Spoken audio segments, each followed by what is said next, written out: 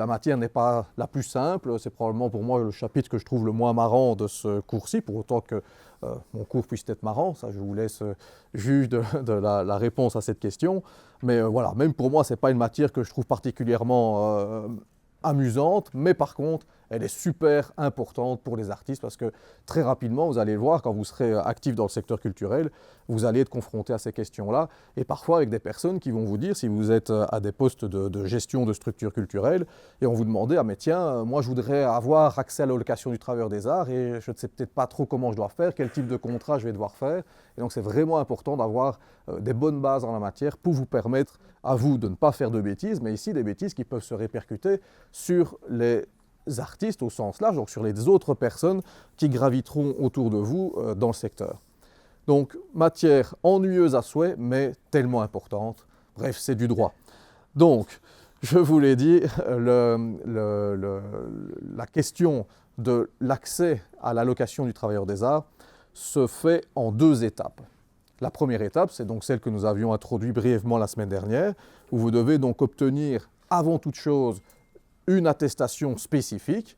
On a vu qu'il y avait trois types d'attestations, et ici il y en aura deux donc, qui vous permettront de franchir l'étape suivante, d'aller à l'étape suivante, qui sera ensuite celle de l'accès à l'allocation du travailleur des arts au sens strict, pour lequel il faudra répondre à des conditions supplémentaires.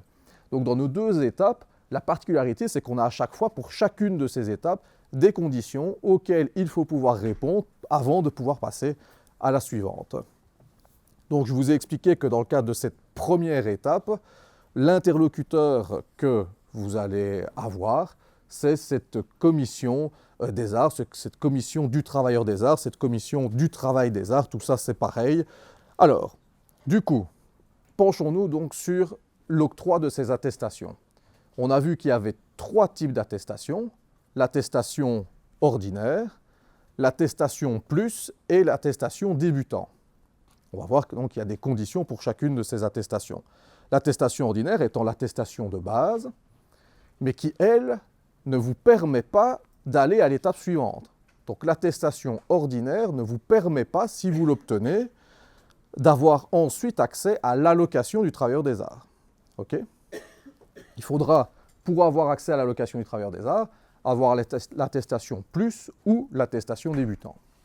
Mais les conditions pour l'octroi de l'attestation plus sont les mêmes que celles de l'attestation ordinaire, auxquelles on va rajouter quelques éléments complémentaires. Donc du coup, on va quand même rentrer dans tous les détails de l'attestation ordinaire, même si, vous vous souvenez, je vous l'ai déjà dit, la portée de cette première attestation n'est pas énorme.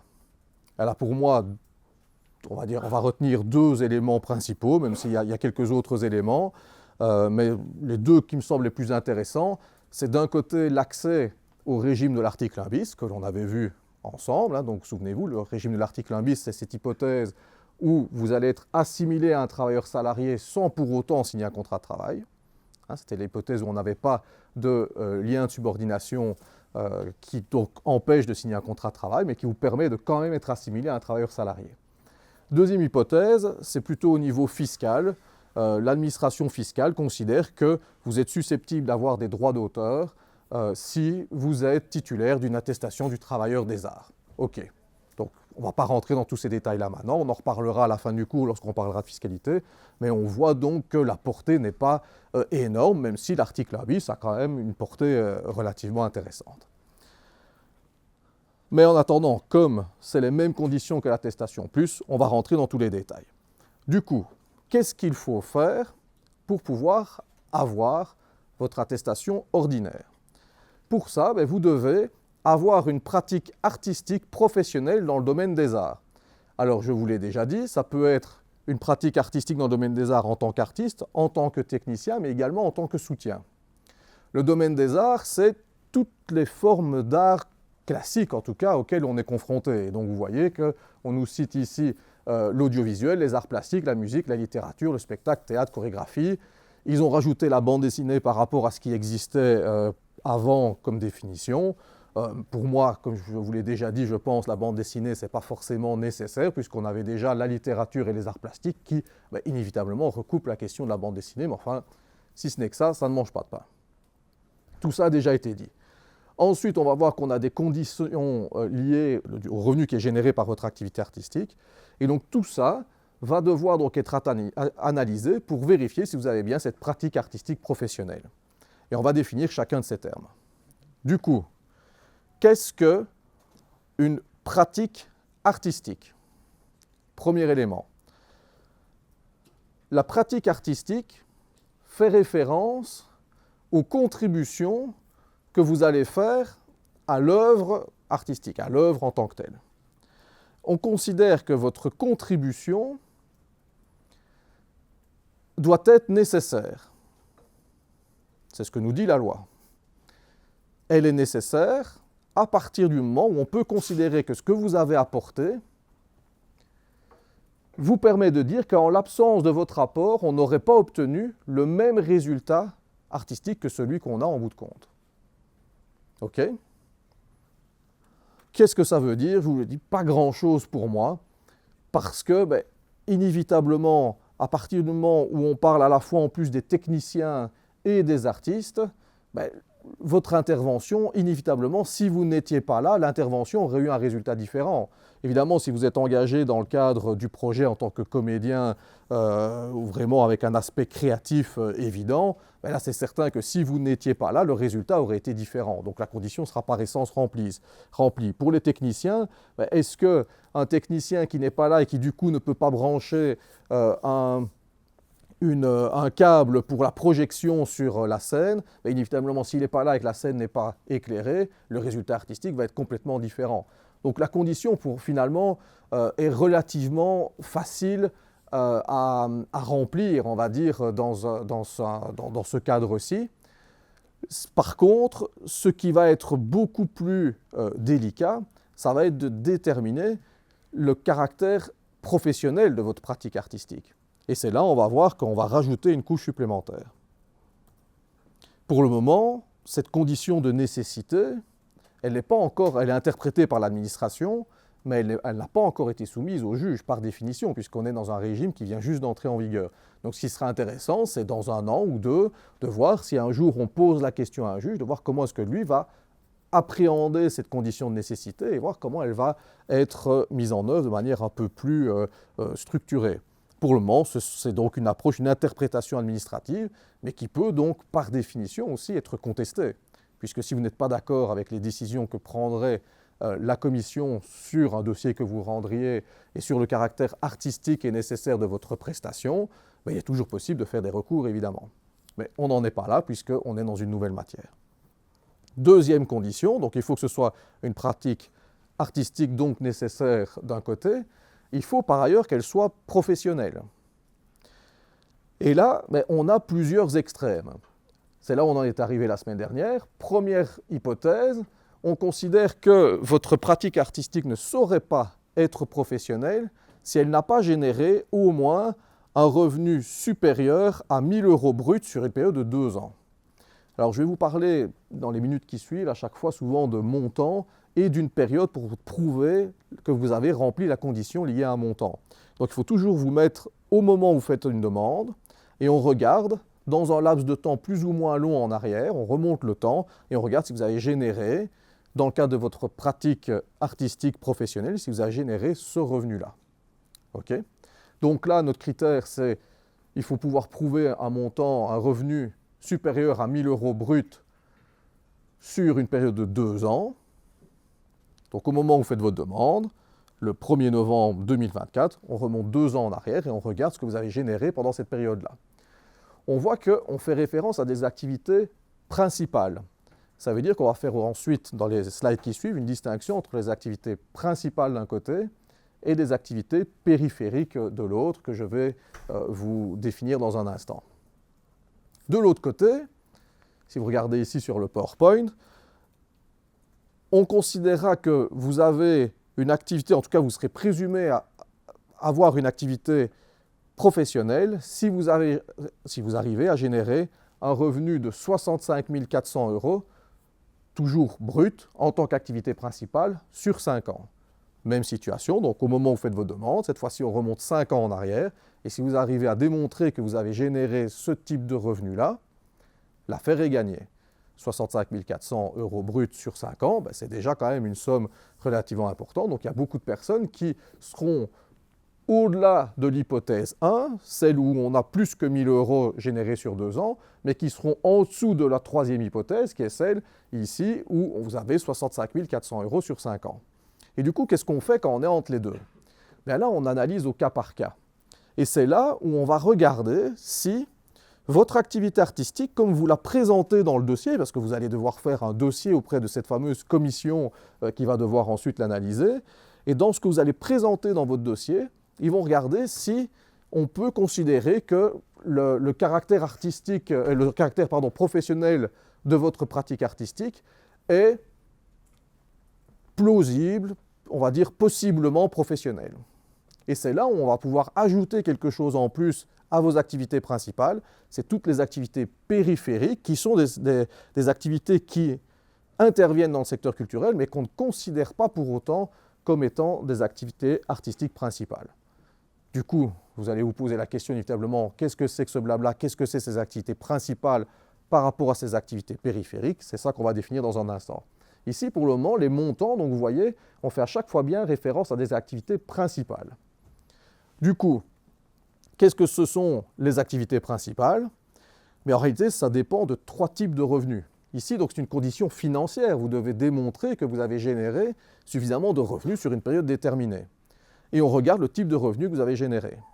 3 types de revenus potentiels en tant qu'activité principale. Ceux pour lesquels vous avez généré un revenu professionnel, donc votre contrat de travail classique. Vous avez été engagé par un centre culturel, vous avez été engagé par une compagnie de théâtre, vous avez un contrat qui est fait via la SMART en tant qu'artiste plasticien, peu importe les hypothèses, mais tout ça, ce sont des contrats de travail classiques qui vont inévitablement générer des revenus. Donc ça, c'est pris en compte. Le contrat de travail, l'article 1 bis, tout ça va être pris en compte sans aucun problème. Parallèlement à ça, vous avez votre œuvre qui va être exploitée, et donc lorsque votre œuvre est exploitée, ça peut générer potentiellement des revenus de droit d'auteur. Si c'est le cas, vous recevez de la SABAM ou vous recevez en direct de la compagnie un paiement à titre de droit d'auteur ou de droit voisin, on a vu la différence ensemble, là pas de problème. C'est aussi considéré comme des activités principales, donc un revenu lié à votre activité artistique principale. Troisième élément, un petit peu moins courant, quoique ça dépend des profils, si vous recevez un prix par rapport à votre activité artistique, le résultat, le montant qui vous est octroyé dans ce cadre-là, sera aussi considéré comme faisant partie de vos revenus d'activité principale. Et c'est tout. On a ces 3 types de revenus-là. Or, on a vu la semaine dernière qu'on pouvait avoir d'autres types de revenus. Pensez ne fût-ce qu'à l'indemnité des arts amateurs. L'indemnité des arts amateurs, comme son nom l'indique, ça reste donc une certaine forme de défraiement pour votre activité artistique également. Mais là, elle n'est pas reprise dans notre listing, donc ça ne compte pas dans le cadre de l'octroi de l'allocation de l'attestation du travailleur des arts, en tout cas pas en tant qu'activité principale. Il faut donc du coup voir si ça pourrait rentrer en tant qu'activité périphérique. Et là, on va voir que ça va couvrir énormément d'activités qui sont faites dans le secteur culturel sans pour autant que ce soit la contrepartie directe d'une activité artistique au sens strict. Exemple, justement, le tout premier point, les indemnités des arts amateurs. Ici, on parle d'indemnités non considérées comme revenus professionnels, quelle qu'en soit la forme. Mais ici, en réalité, c'est l'indemnité des arts amateurs essentiellement qui est visée. Donc ça va être considéré comme un revenu d'une activité périphérique. Pourquoi est-ce que votre activité périphérique est intéressante? C'est parce que vous devez, dans votre dossier, démontrer que vous avez une activité artistique professionnelle. Donc elle est artistique si votre intervention était nécessaire, et elle est professionnelle si vous générez un certain niveau de revenu. Or, dans notre hypothèse, vous n'arrivez pas à prouver les 65 400 euros qui vous permettent d'avoir cette présomption de revenu professionnel. Du coup, vous devez essayer de montrer, de mettre en évidence que l'ensemble de votre activité, en tenant compte de vos revenus professionnels et de toutes les activités périphériques que vous faites dans le secteur culturel, vous lui donne un caractère qui peut être considéré comme possiblement professionnel. On parle le mot plausible est utilisé dans la loi. OK? Du coup, les indemnités des arts amateurs sont prises en compte. Si vous suivez une étude, une formation pour développer votre pratique artistique, donc là, vous ne générez aucun revenu, vous êtes en train de vous former. Cette formation que vous êtes en train de faire, inévitablement, ça va vous servir à vous développer votre activité professionnelle. Donc ça compte également. À l'inverse, vous êtes suffisamment formé et vous estimez que ça pourrait être intéressant de donner des cours d'art. Vous êtes engagé à la Cambre et dans ce cadre-là, vous enseignez. C'est une activité d'enseignement, ça a pour le coup toujours été considéré par l'administration et en particulier l'ONEM comme étant une activité qui n'était pas artistique, c'est une activité pédagogique. Mais si vous enseignez là, bien là, ça vous permet de montrer que ça fait partie de votre activité professionnelle globale qui, du coup, sera prise en compte ici dans votre dossier, mais en tant qu'activité périphérique. Alors, si vous avez même l'âme un peu suicidaire, si j'ose dire, et que vous souhaitez travailler et donc participer aux délibérations de la commission du travail des arts, pourquoi pas, hein, donc ça veut dire que vous regardez les dossiers des autres qui essayent de répondre à toutes ces conditions-là, donc vous pourriez postuler, n'importe qui peut postuler en envoyant son CV, en justifiant de son intérêt pour ce type de commission. Et donc si vous avez des cachets de présence dans ces commissions, ça aussi, ça sera considéré comme une activité périphérique. Donc voilà, pourquoi pas. Alors dernier point, qui est en réalité probablement le plus important dans le secteur culturel, c'est tout ce qu'on appelle le travail invisibilisé. Il y a énormément de démarches que vous faites pour permettre à vos projets artistiques de se développer, sans pour autant que ça génère un revenu. Et ici, on l'illustre pour le coup de manière relativement claire. Donc, tout ce qui est relatif à la préparation et au développement du projet artistique, le travail conceptuel et le travail de production, forcément la production, sans production, il ne saurait pas y avoir de spectacle. La recherche de financement.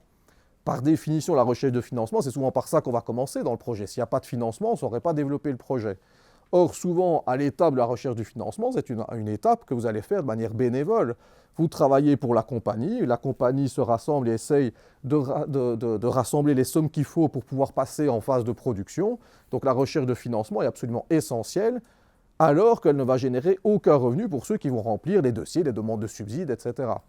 Donc tout ça pour raconter. La recherche de travail des arts, si vous postulez, le maintien et le développement de compétences dans le domaine des arts, donc ça c'est à nouveau si vous poursuivez votre formation. Le droit de monstration, la promotion de l'œuvre artistique. Imaginons donc que vous montrez votre travail, si vous êtes un artiste plasticien, à une galerie ou ce genre une structure qui est susceptible de vous permettre d'avoir un avantage professionnel pour votre visibilité, bien là, ce sera aussi éligible. Pour le droit de monstration, c'est un petit peu particulier. Je vous en ai un tout petit peu parlé du droit de monstration. Je vous en ai parlé quand on parlait du droit d'auteur. La particularité du droit de monstration, c'est qu'en fait, ici, on nous en parle, on nous dit si vous avez des droits de monstration, tant mieux pour vous, ce sera considéré comme des activités périphériques, sauf qu'en réalité, le droit de monstration n'existe pas encore en droit belge. Donc ça faisait partie, on l'a évoqué, dans les possibles évolutions que l'on va avoir très probablement dans les années à venir au niveau du droit d'auteur. Donc on aura probablement ce nouveau droit d'auteur qui s'ajoutera aux autres. Et il s'agissait, souvenez-vous, c'était surtout pour les artistes plasticiens, le fait d'exposer les œuvres qu'on considère comme lorsque l'on diffuse une œuvre musicale ou une œuvre audiovisuelle à la radio ou à la télévision ou au cinéma, que sais-je. Et ici, lorsqu'on a des œuvres d'art plastique qui sont exposées, l'artiste aurait droit à un paiement du fait de cette exposition. C'était ça le droit de monstration. Tout ça découlait notamment de la pandémie, pendant la pandémie où on cherchait des solutions pour essayer de procurer plus de revenus aux artistes. C'est surtout à ce moment-là que la question du droit de monstration a surgi, en tout cas auprès du grand public. Ben voilà, donc l'ensemble de ces éléments-là, tout ce travail invisibilisé qui est pourtant réellement fait dans le secteur culturel, parce que s'il n'y avait pas toutes ces démarches-là, le secteur culturel ne fonctionnerait pas de la même manière, il y aurait forcément beaucoup moins de projets qui seraient faits. Bien ici, vous pouvez le revendiquer comme activité périphérique et montrer que l'ensemble du temps que vous passez à ces démarches-là vous permet de démontrer qu'en fait, ce que vous faites, c'est bien une activité professionnelle.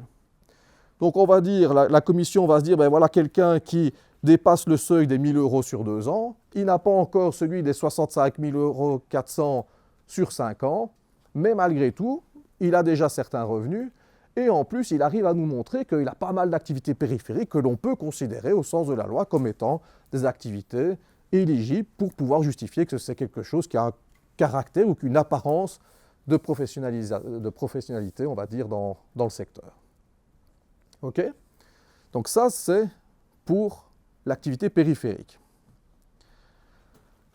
La commission va analyser votre dossier et si elle estime effectivement que quand on regarde l'ensemble, ben, vous remplissez les conditions, vous pouvez à tout le moins avoir votre attestation ordinaire, qui ne sert pas à grand-chose finalement. Donc vous, votre but, vous allez vous dire, mais non, moi, ce n'est pas l'attestation ordinaire que je veux, je voudrais avoir la plus parce que je sais, après avoir suivi ce cours, que ça va me permettre d'obtenir mon allocation du travail des arts. Et du coup, ben, je voudrais aller plus loin dans le raisonnement. Et pour pouvoir aller plus loin, ben, c'est fondamentalement pour obtenir l'attestation du travail des arts plus, ce sont les mêmes conditions que l'ordinaire, mais on va forcément là aussi rajouter un cran un petit peu plus important, surtout au niveau des revenus, pour pouvoir considérer que vous pouvez revendiquer l'octroi de cette attestation plus. Du coup, ben, c'est les mêmes règles que tout ce qu'on a vu maintenant, donc toujours travail dans le domaine des arts, travail artistique, professionnel, mais au niveau de la condition financière, on va mettre des seuils un peu plus hauts. C'est ici que ça se passe, vous voyez. Ici, donc, vous pourrez revendiquer l'attestation plus si vous arrivez à démontrer que vous avez généré 13 546 € brut, toujours en tant qu'activité principale, mais cette fois-ci sur une période de 5 ans. Donc, à nouveau, on se remet bien à la place de quelqu'un qui fait sa demande. Au moment où vous faites votre demande d'attestation plus, on regarde dans les 5 ans qui précèdent si vous avez généré 13 546 € brut en tant qu'activité principale. Le problème, c'est que dans le secteur culturel, on fonctionne par projet. Et parfois, les projets, ça peut générer beaucoup de revenus sur une période très courte, ou à l'inverse, en fonction du type d'activité que vous êtes en train de faire, vous pouvez avoir des revenus peut-être moins importants, mais sur une période plus longue.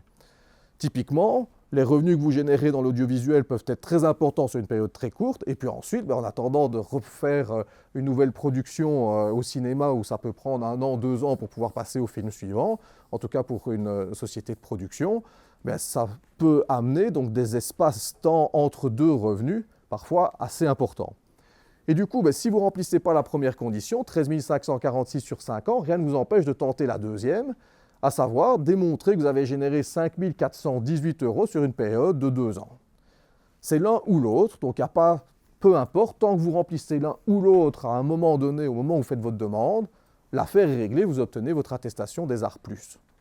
Donc ici, pour le deuxième cas de figure, au moment où vous faites votre demande, cette fois-ci on ne remonte que 2 ans en arrière, mais le montant est plus faible à devoir démontrer, donc 5 418 brut en tant qu'activité principale, bien évidemment. Donc on ne tient pas compte ici des revenus des activités périphériques. Pour les conditions financières, on ne tiendra jamais compte des revenus qui sont générés par vos activités périphériques.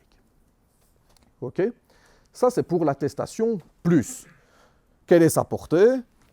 On le sait depuis le début, on n'a pas fait durer le suspense trop longtemps. Vous savez que c'est l'étape préalable pour pouvoir ensuite accéder à votre allocation du travailleur des arts.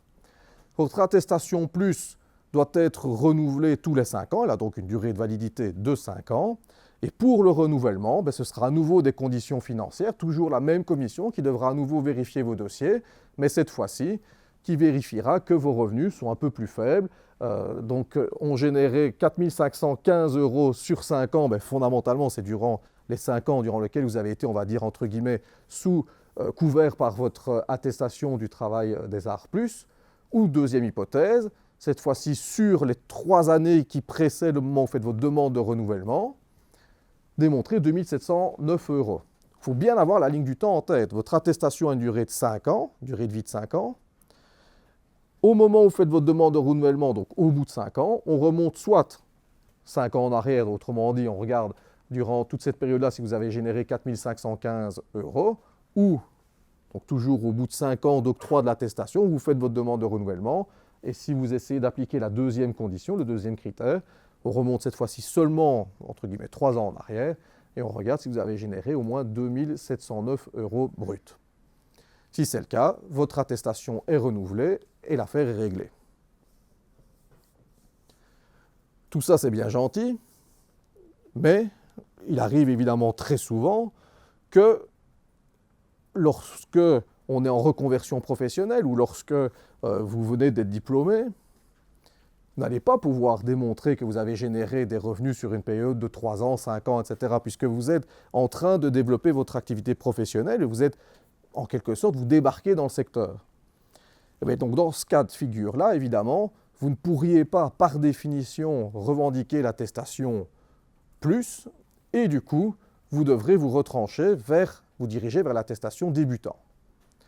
L'attestation débutant, c'est la même logique, donc toujours pratique artistique professionnelle dans le domaine des arts, donc ça ne change rien, ça ne change pas, mais par contre, on va avoir des conditions complètement différentes, qui sont forcément propres à l'arrêté de quelqu'un qui est en train de débuter son activité ou qui est en pleine reconversion professionnelle.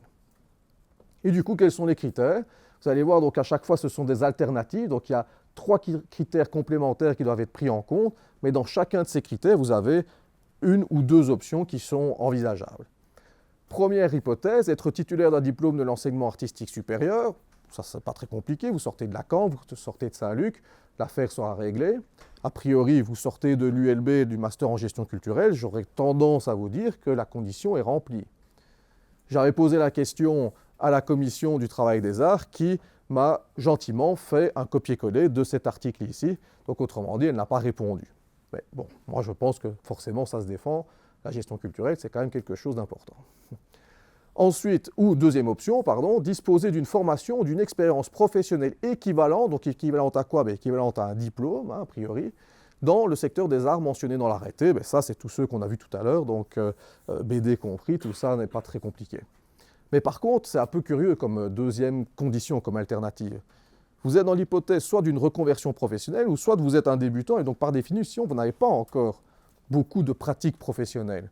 Or, on vous dit, soit vous démontrez que vous avez un diplôme, soit vous démontrez que vous avez une formation, c'est potentiellement équivalent du diplôme, mais en tout cas une expérience professionnelle équivalente dans le secteur des arts. Alors, comment peut-on avoir une expérience professionnelle quand on est débutant? Il faudra que la commission nous l'explique. Pour le moment, ça reste une zone particulièrement opaque de la législation. On voit que c'est encore quelque chose qui devra être sans doute interprété dans les années à venir. Alors, deuxième condition, vous devez être en possession d'un plan de carrière ou d'entreprise ou être en train de suivre une formation d'accompagnement pour le développement d'un tel plan. Alors là, quand vous lisez les informations qui sont sur le site de cette fameuse commission, il vous explique peut-être même de manière un petit peu trop pédagogique, on a parfois tendance qu'on est pris pour des idiomes, enfin peu importe. On vous explique comment vous pouvez faire un plan de carrière par vous-même, donc vous suivez leur méthodologie et puis ça devrait être bon, ou il y a des structures à Bruxelles, il y a des structures en Belgique qui vous permettent de développer un plan de carrière ou un accompagnement pour développer un plan de carrière. Et ces structures-là sont identifiées sur le site de la commission. Il y a notamment la structure Artist Project qui est active ici à Bruxelles et qui, pour certaines de ces formations, permettent de répondre à cette condition-là. Du coup, vous avez une attestation que vous avez suivi ce genre de formation, vous la joignez à votre demande et l'affaire est réglée. Dernier élément, vous devez prouver que vous avez fait au moins 5 prestations artistiques, ici non rémunérées dans ce cas-là, ou à l'inverse, que vous avez généré au moins 300 € de revenus bruts dans le cadre de vos activités principales. Donc autrement dit, vous avez reçu, imaginons, la SABAM vous a versé quelques centaines d'euros de droits d'auteur pour vos premiers développements, eh bien tant mieux, ça compte ici dans vos 300 €. Le seuil financier par définition est beaucoup plus bas, puisqu'on est dans l'hypothèse où vous lancez votre activité, donc on ne saurait pas demander les mêmes montants que ceux que l'on a vus pour l'attestation plus. Et sinon, pour le reste, 5 prestations artistiques, qu'est-ce que ça peut être? Vous avez la preuve qu'entre amis, vous avez fait 5 concerts amateurs, il y a eu quelques flyers, il y a eu quelques events qui ont été publiés sur les réseaux sociaux, etc. Vous arrivez à prouver que c'est vous, bien voilà, la condition est remplie. Ce sera toujours un problème de preuve, et vous verrez que si un jour vous faites votre demande d'attestation plus ou débutant, ce qui est surtout assez long à mettre en œuvre, ce n'est pas tellement l'explication de ce que vous êtes en train de faire, c'est surtout de rassembler toutes les preuves de ce que vous êtes en train de dire. Et chaque élément que vous revendiquez dans le cadre de l'octroi de ces attestations devra toujours être prouvé par un élément, par un document tangible qui prouvera ce que vous dites. Alors les paiements en droit d'auteur, c'est relativement facile parce que ça c'est distinct des revenus professionnels. Donc dans votre déclaration d'impôt, on peut le démontrer. Vous recevez une attestation de la SABAM, enfin des sociétés de gestion collective. Donc tout ça, ça va vous permettre de démontrer relativement facilement les revenus de droit d'auteur. Par contre, pour les revenus professionnels qui sont éligibles ici en tant qu'activité principale, il faut pouvoir regarder le libellé du contrat, par exemple. Il faut pouvoir montrer quel est le résultat qui a été fait. Pour les activités périphériques, lorsque vous faites une demande de subside, c'est souvent des ASBL qui font les demandes de subside. Mais derrière les ASBL, il y a des personnes qui forcément vont tenir la plume et vont rédiger la demande de dossier. Et donc, essayez de prouver par tous les moyens possibles et imaginables que c'est vous qui avez fait cette demande pour le compte de l'ASBL. Votre attestation débutant a une durée de validité de 3 ans et par définition, on ne peut pas être débutant indéfiniment, donc elle n'est pas renouvelable. Après, vous devez switcher sur le système de l'attestation plus. Mais par contre, au niveau de sa portée, on l'a déjà dit, c'est exactement la même chose que l'attestation plus. Autrement dit, ce sont les 2 clés d'entrée possibles pour pouvoir passer à l'étape suivante, qui est l'octroi donc de l'allocation, la demande d'allocation du travailleur des arts, donc ce qu'on appelait avant le statut d'artiste. Donc je vous l'ai dit, vous avez un dossier que vous devez remplir sur le site de la commission, sur le site Working in the Arts. Je vous ai mis le lien en ligne tout à l'heure sur l'UV, donc vous retrouverez tout ça tout à l'heure, et vous retrouverez notamment un long manuel qui est assez court, ça doit faire un peu plus d'une centaine de pages à lire à votre aise avant de vous endormir, et qui va vous expliquer en long et en large la manière dont vous devez remplir les demandes, le formulaire en ligne, et surtout comment est-ce que vous devez apporter les preuves de vos activités principales, de vos activités périphériques. Ce manuel évolue lui-même, puisque forcément la commission développe sa pratique déjà depuis quelques mois, et donc ça vaut la peine de suivre et même de vous inscrire sur la newsletter de cette commission, parce que vous allez recevoir des informations régulièrement. On est tous, moi compris, encore dans une phase d'apprentissage de cette réforme, puisque, comme je vous l'ai dit, on a des termes qui ne sont pas encore très clairs, on a des conditions qui sont pour le moment interprétées dans un sens par l'administration. Je suis le premier à ne pas forcément toujours être d'accord par ces interprétations, mais en attendant qu'on ait un juge qui se soit penché là-dessus et qui ait tranché le débat, pour le moment, on ne peut que se référer à des documents du coup de type, on va dire, administratif, fournis par la commission. Ok, donc ça, c'est la première étape pour obtenir votre attestation. L'attestation, l'octroi de l'attestation plus ou débutant, c'est donc la première étape avant d'obtenir enfin votre allocation du travailleur des arts.